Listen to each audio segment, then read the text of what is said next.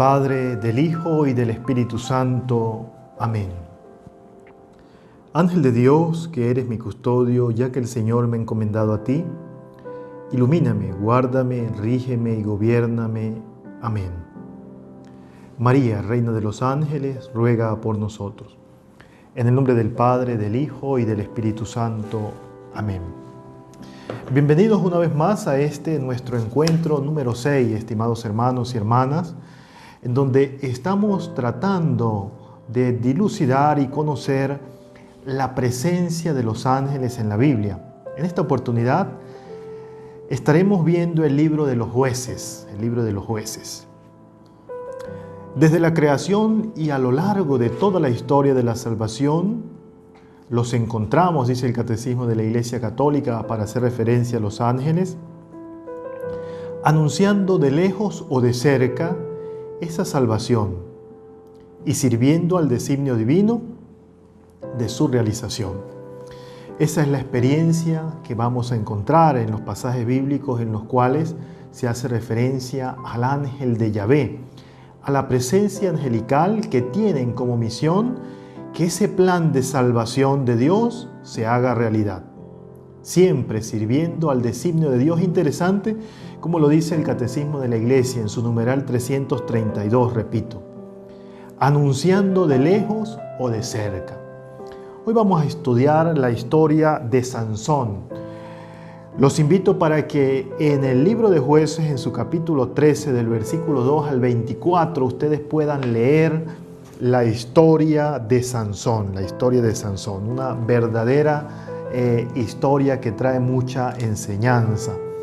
Los padres de Sansón eran estériles y no podían concebir hijos. El ángel de Yahvé se le presenta y le dice a su madre que va a concebir a un hijo y le da unas características propias que este niño va a tener y que ellos como padres tienen que tener para que acontezca como Dios lo ha mandado, como Dios lo quiere.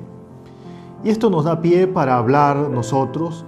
No voy a leer el texto porque es bastante largo y lo dejo a la curiosidad de cada uno de ustedes también, a la búsqueda del saber. Tenemos que no escuchar lo que nos dicen solamente, tenemos que ir al texto sagrado y poder leer y decir, la leí, dice esto, dice lo otro. Sería bueno que ustedes enumeren las veces en que el ángel establece una relación de cerca, porque el Catecismo nos dice que desde siempre estas criaturas espirituales han anunciado de lejos o de cerca la salvación, el proyecto de salvación de Dios, que tiene su culmen, que tiene su grandiosidad en la persona de Jesús.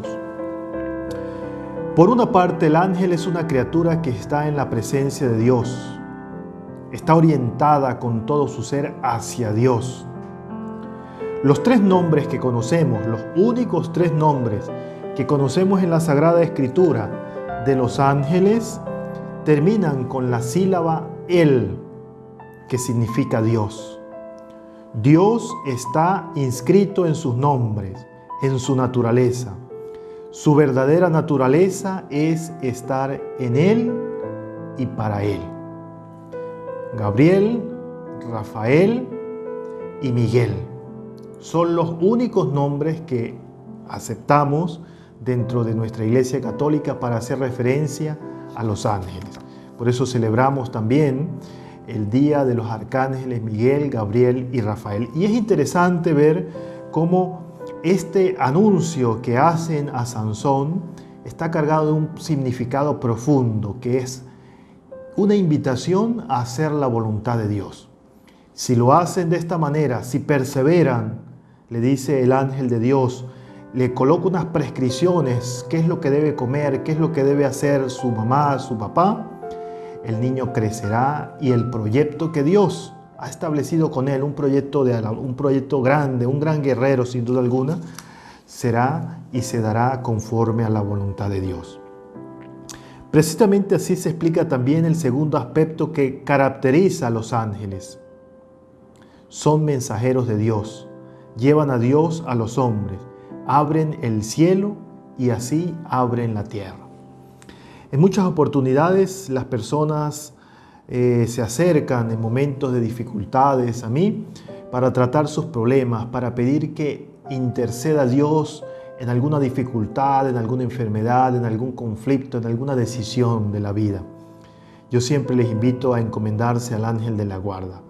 Pero este encomendarse al ángel de la guarda exige de nosotros también obediencia.